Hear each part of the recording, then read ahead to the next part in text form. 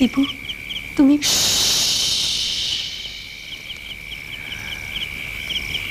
এতদিন তুমি বলে এসেছ, আমি চুপ ছিলাম। আজ আমি বলবো, তুমি শুনবে।